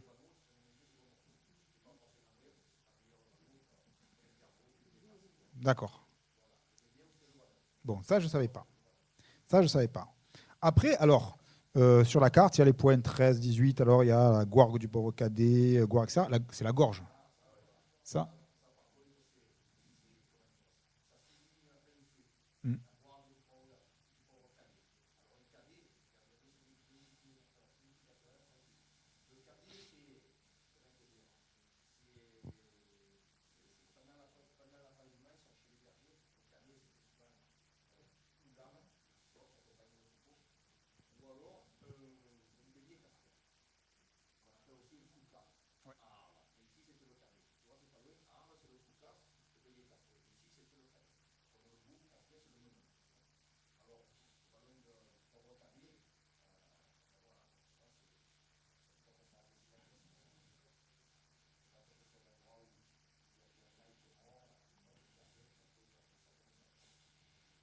Alors les Foucas, ça me rappelle ce passage encore de la porte des Orients perdus. Si tu avais vu la procession, les charrettes avec les ânes et les chiens, les Foucas avec leurs gros pompons de laine, leurs rubans et leurs redons, et ces milliers de brebis bêlantes, c'est con les brebis, tu sais. Et puis nous avec nos cabres et nos menons dans un grand concert de sonnailles, etc., etc. Voilà, moi quand je lis ces pages-là en particulier, voilà, je me plonge dans un univers il y a les Tousques, les cabres, bon, il y a l'heure des brousses évidemment, les bas aux immaculés, l'épinette, etc. Voilà, c'est très précieux ce travail-là, au-delà de la qualité littéraire, c'est très précieux aussi de mettre des mots comme ça sur un univers et de l'expliquer aussi parce qu'en fait, Maurice il est malin souvent et on l'a beaucoup utilisé dans le dictionnaire du Marseillais, c'est parce que quand il utilise un mot, il l'utilise de telle façon parfois qu'il donne aussi l'explication. C'est-à-dire qu'il est pédagogue, il est didactique un peu parfois. Et ça, c'est soit il y a la note, mais souvent c'est dans le contexte qu'on comprend. Et ça, c'est important aussi parce que les citations, on peut les utiliser que si elles illustrent vraiment le mot. Hein. Donc c'est très riche à ce niveau-là. Donc la Gouargue, ça j'ai compris, la gorge, et ça revient souvent. Hein, ça revient, c'est un toponyme qui revient souvent. Le Croupata, alors c'est le corbeau. Hein, voilà, alors c'est le Courpatas ou Roupatas en marseillais, donc il y a des variantes. Voilà, donc ça, c'est bon. Mais alors, il y en a plein pour lesquels je me suis dit, et pourtant, encore une fois, là, j'ai cherché, j'ai pris un petit peu en regardant différentes graphies. Les Sauk, la Borni, Tête Radonne, Sioux Blanc, Sarrière Longue, le Peli de Lala, le Puy du Régagi, Gouargue Clouch, c'est comme ça.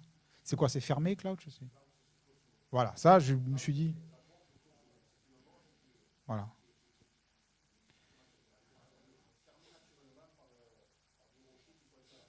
D'accord. Bon, ça, celui-là, je l'avais deviné. Mais Gouargue Clouch plus Lingumba. Vous imaginez, vous faites prononcer à quelqu'un. Oh, vous imaginez, vous appelez votre restaurant Lingumba et Gouargue Clouch. C'est un truc de fou, qu'on dirait du mélange d'espagnol et de. Hein.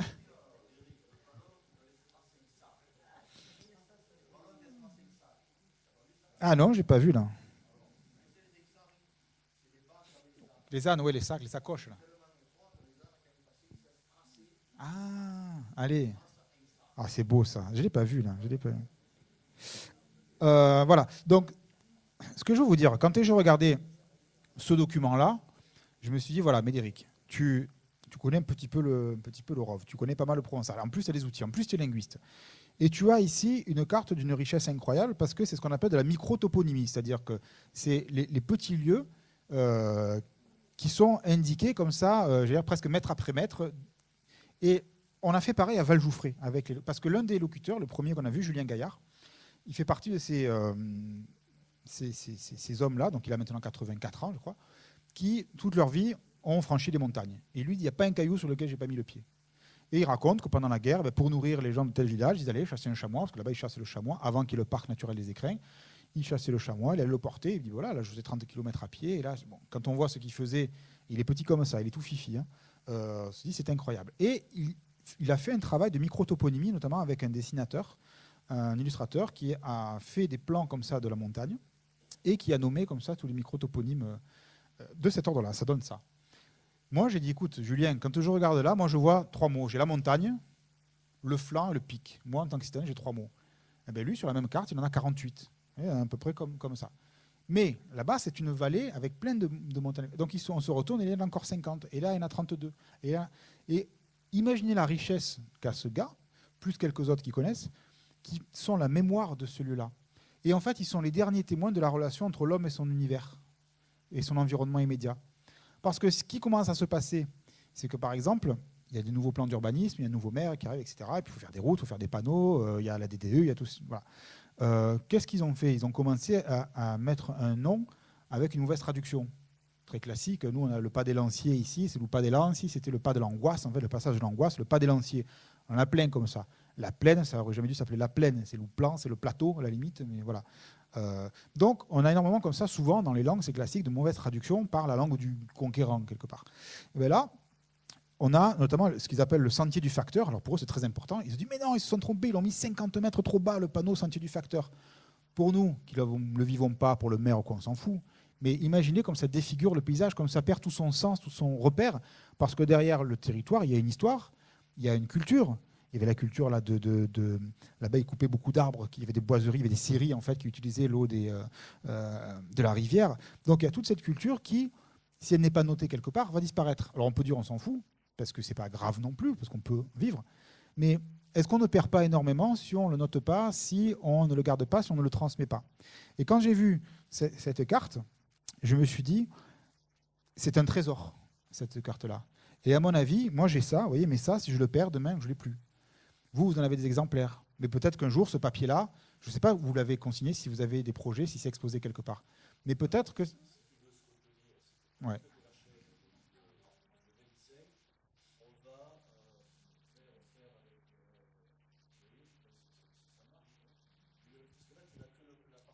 Oui. Super.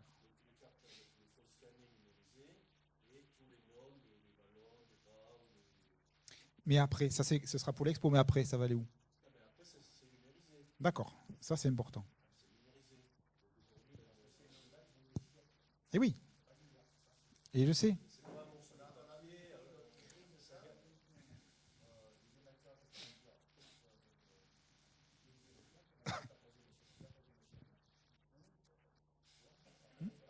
Ouais, ouais.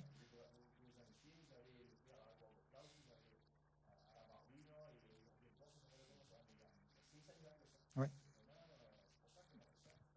Voilà. Et c'est pour ça que vous êtes en avance sur beaucoup d'autres, parce que je connais pas mal de villages comme ça, où il y a des patois, des parles, etc. Où ils ont ça en projet, mais ils ont pas le début du commencement de ce que vous avez fait. Donc c'est pour ça que je vous dis c'est un trésor.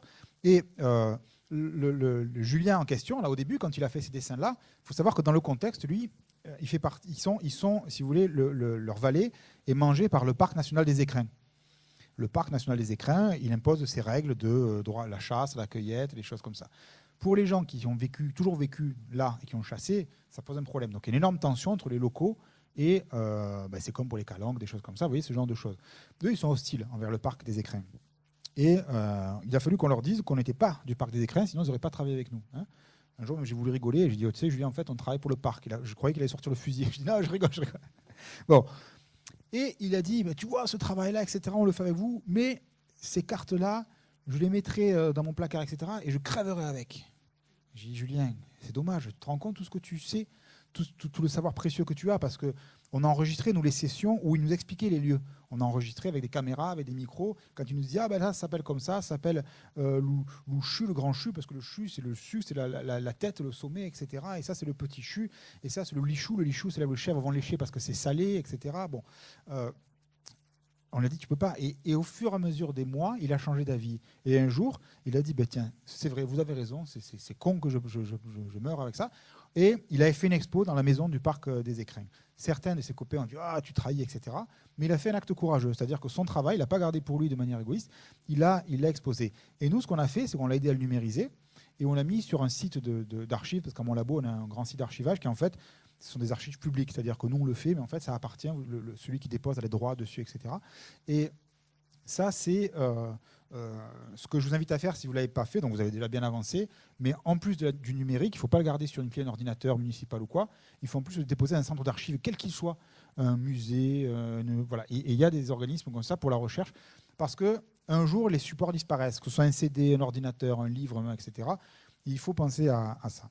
Et je vais terminer sur ça. Ce que montre cette carte-là, et tous les mots dont on a parlé, vous m'avez donné des nuances sur les avaos, sur les chèvres, les cornes, etc. Toutes ces choses-là qui ne sont que des savoirs locaux, très localisés, et qui s'expliquent par une histoire au sens large, mais aussi une histoire familiale, une histoire de relations, de village. On a même appris que le lingomba, c'est les fourmis, tout ça. On a appris plein de trucs de ça. Il est parti. Il est parti. Non, c'est pas bien de se moquer. Bon, et tout ceci, c'est important parce que c'est un témoignage de la relativité linguistique. Qu'est-ce que c'est que la relativité linguistique? C'est le fait que chaque langue, elle exprime à sa façon un regard sur le monde. Et en fait, sur Terre, il y a entre 6 et 7 000 langues. Ces langues sont toutes différentes. Elles expriment toutes, en fait, on peut tout dire dans les langues du monde, elles expriment toutes un regard particulier sur le monde. Ça ne veut pas dire que si on parle anglais, on ne pense pas comme l'espagnol, on voit les mêmes choses, on voit les mêmes couleurs, plus ou moins, etc. Mais on ne met pas les mêmes mots de la même façon. Vous voyez, moi, je la vois, la montagne, je les vois, les chèvres, mais je ne mets pas les mêmes mots. Donc, ce n'est pas une question de perception, ce n'est pas qu'on est plus intelligent, qu'on sait plus si on est telle ou telle langue, mais c'est que certaines langues ont développé des savoirs. On dit que les Esquimaux ont développé énormément de termes pour la neige, ce qui est un peu faux. Enfin, oui, c'est un peu vrai, mais ce n'est pas tout à fait ça. On dit 400 mots, ce n'est pas vrai. Ils ont un peu plus de mots que nous, c'est normal. Bon, vous voyez, comme nous, on peut nommer la différence entre l'esquedur, l'esquimol, etc., parce que ça fait partie d'un savoir et d'une pratique quotidienne, je dirais. Eh bien, le savoir qui est là pour les chèvres, pour les bannes, pour les collines, pour les vallons, etc., c'est quelque chose qui est précieux. Là, ce n'est pas pour dire « Ah, ça va disparaître, oh mon Dieu, c'est triste », c'est pour dire « Quelle chance !» vous avez, quelle chance on a ici au ROF d'avoir ce parler-là, qui n'est pas le provençal du Mistral, qui n'est pas le marseillais, qui est un parler particulier. Et vous voyez qu'il faut vraiment noter, encore une fois, tout ça, et les explications, si possible, les hypothèses. Une fois que ça se sera fait, je veux dire, vous aurez, comme il y a le trésor du Philibri, il y aura le trésor du ROV. Alors, je vous ai parlé du revenin pour les nuls, et je crois qu'un vrai quelque chose de très, très important, ce serait vraiment de mettre sous clé ce trésor-là. Mais quand je dis sous clé, ce n'est pas de l'enfermer, c'est ce que vous faites. Donc, vous voyez, on ne s'était pas concerté, mais c'est de l'offrir. Parce que ça, c'est une magnifique richesse. Donc, moi, je suis très content de partager cette richesse-là. Merci beaucoup de m'avoir écouté, d'avoir partagé avec moi. Et à bientôt. Et merci encore de l'invitation. Merci.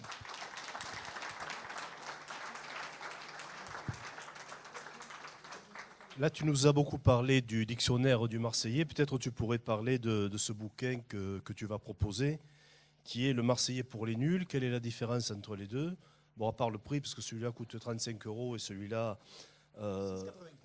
7 €. Donc, quelle est la différence alors? Merci Maurice. Donc ça, c'est un ouvrage collectif et c'est vraiment un dictionnaire. C'est-à-dire que l'entrée classique, c'est par ordre alphabétique, par mot. Là, c'est autre chose. Les éditions First, qui font la collection pour les nuls, m'ont contacté pour faire ça. Et je leur ai dit d'abord, vous savez, le marseillais, c'est pas une langue, c'est parler, tout ça. Ils m'ont dit, c'est pas grave, on veut le faire. J'ai dit d'accord. Et j'avais un a priori négatif pour cette collection pour les nuls, parce que j'aimais pas le titre pour les nuls, ça fait un peu péjoratif. Et en fait, j'ai beaucoup aimé leur format parce qu'ils ont une maquette qu'ils imposent plus ou moins. Il faut faire court, il faut faire efficace, il faut des sous-titres rigolos si possible, et il faut à la fois être savant parce qu'ils demandent vraiment que ce soit très précis, et à la fois accessible au grand public. Et entre-temps, ils m'ont passé d'autres livres, ils m'ont passé le Corse, le Breton pour les nuls pour que je regarde un peu, ils m'ont passé à la Bretagne pour les nuls, et j'ai vu qu'en fait, ces livres étaient faits par des gens qui avaient vraiment un savoir, mais qui essayaient vraiment de se transmettre. Donc la différence, c'est que là, c'est plus de l'encyclopédie, le dictionnaire. Ça, c'est plus quelque chose qui est accessible. Et surtout, c'est un guide de conversation, c'est le principe. Donc, c'est comment on dit. Donc, c'est comment on dit, comment on se salue, comment on dit quand on est en voiture, avec le lancatané, etc.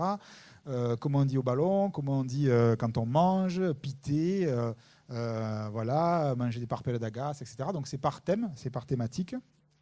Avec des encadrés, et ça, c'est très important, c'est-à-dire des petits encadrés qui permettent de dire, voilà, l'art de l'encouillonnement, la légende de la sardine, parler avec les mains, comme Minot et Noustoulinade, la cagole, Dédé, le poète du Rove. Il y a l'encadré aux pages 97. Je vous le lis quand même parce que je suis là. Hein, il m'a rien demandé. Hein. À l'ouest de Marseille, entre l'Estac et l'étang de Berre, le Rove est un charmant village, c'est Cucu d'avoir écrit ça, c'est moi, qui a la particularité d'abriter dans ses collines les fameuses chèvres du Rove. C'est dans ces garrigues, au milieu des argeras et des tousques, que se promènent en effet les dernières descendantes d'une race antique de chèvres, remarquables pour leurs longues bannes, entre parenthèses cornes, je fais genre, je maîtrise, vous voyez, torsadées pouvant atteindre 1,20 m d'envergure. C'est avec le lait de ces chèvres que sont préparées les fameuses et uniques brousses du Rove, que l'on peut déguster à sa guise, salée ou sucrée, ou bien en cuisine dans la composition de différents plats, cannelloni, ravioles et pizzas. C'est chez la famille Gouiran que se trouvent les derniers chevriers du Rove, et l'emblématique André Dédé Gouiran n'est pas qu'un amoureux de ses bêtes et de son métier, il écrit aussi des poèmes et des chansons sur des airs de reggae. Un pastre mélomane et engagé, il n'y a qu'à Marseille qu'on voit ça pour de bon. Voilà.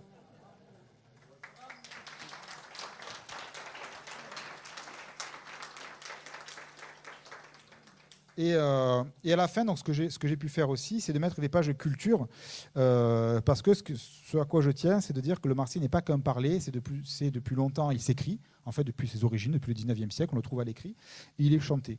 Alors j'ai un chapitre sur le Marseillais dans la culture, la littérature, on parle de Maurice aussi, on parle des auteurs marseillais qui écrivent différents, il y a du polar, mais il y a aussi du théâtre, il y a un petit peu de poésie, voilà. Sur scène, le Marseillais chanté, Joe Corbeau, Quartier Nord, un peu Ayam, etc. Et puis à la fin, il y a l'OM, évidemment, un chapitre sur l'OM. Il m'est arrivé un truc, j'ai fait un jour une dédicace dans une société qui m'avait invité, et étaient invités aussi des joueurs de l'OM. Alors il y avait Gignac, il y avait Chéroux, il y avait Fanny, tout ça, etc. Et on m'avait demandé de dédicacer des livres pour les joueurs de l'OM. Donc je me suis mis à un bureau, j'ai dédicacé une série de trucs. Alors, pour Dédé Gignac, vas-y, il plante des buts, nanana. Et puis, il m'a écouté. Ouais. Il m'a écouté. Et alors c'est où l'OM, voilà. Et qu'est-ce que j'ai mis là? Bon, il y avait Brandao, mais ça c'est normal, Brandao, Mouligas, mais qu'il est Mouligas, Brandao, et vas-y sur le ballon, vous voyez. Voilà, ils sont vraiment rainés, c'est Sochaliens, pied carré, ce Brandao, c'est pas possible, il a les pieds carrés, etc. Tir de cacarinette, voilà. Et puis, jambes de grive, penalty, machin, etc. Thienvier, tu vois pas que Thienvier Ah oui, il est bon de la tête. Il est bon de la tête. Et et je devais dédicacer un truc à Diawara. Du coup, je me suis rappelé, mince, page 165. Il a un suquet ou quoi, Diawara? Omino, réveille-toi, le match il a commencé. Alors j'ai fait la dédicace, j'ai donné comme ça. Surtout qu'il n'ouvre pas la page 165, vous imaginez? Non, voilà. Et donc à la fin, il y a un lexique, donc un petit dictionnaire et des expressions aussi. Et pour terminer, ce livre, je suis content parce qu'il marche plutôt bien, il est bien diffusé au niveau national. Et hier, en fait, j'ai été interviewé par RFI, donc Radio France Internationale. Et donc, pendant une demi-heure, je parle du Marseillais pour les nuls. Et l'émission va être diffusée en Afrique subsaharienne, au Sénégal, en Côte d'Ivoire, au Liban. Alors, ils vont entendre parler de Mouligas, de Vier, de machin. Voilà, donc je ne sais pas ce que ça va donner, mais bon, voilà, c'est un livre international. Voilà, donc si vous voulez une dédicace, je suis là. Si vous ne voulez pas, allez vous faire une soupe d'esque. Il y a 2 soupes d'esque aussi. Et je termine juste en vous disant, comme c'est l'anniversaire de la Cabre d'Or, j'ai porté 2 livres que j'offre à l'association, et vous en faites ce que vous voulez, mais c'est le Fiupélan qui fait un petit clin d'œil à la Cabre. Donc il me semble que ces 2 animaux sont importants. Donc bien sûr, je fais un petit coup de pub parce que je soutiens les écrivains qui publient chez nous. Henri-Frédéric Blanc, Cagole Blues.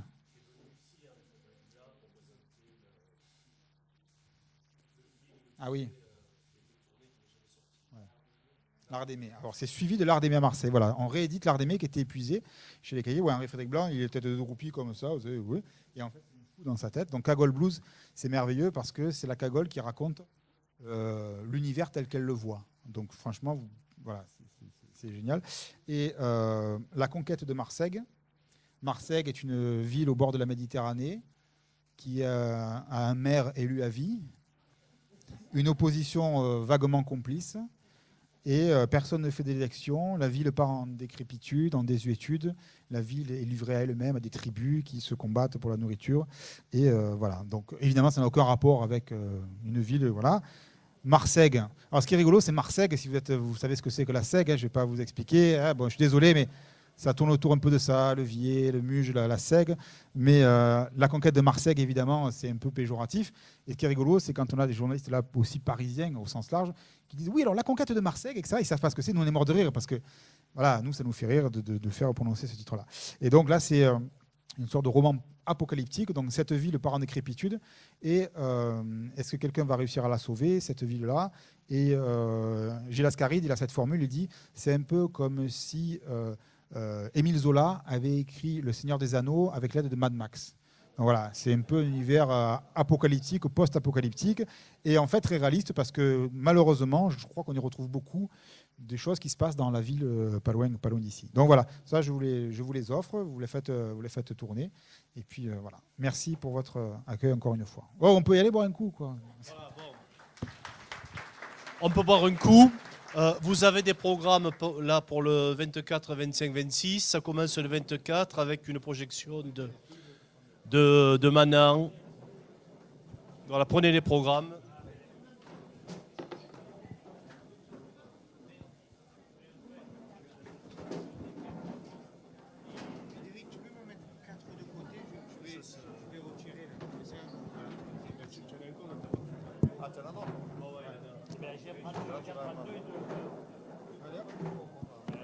Sinon ça sert à rien, c'est comme si on faisait une sega avec moi.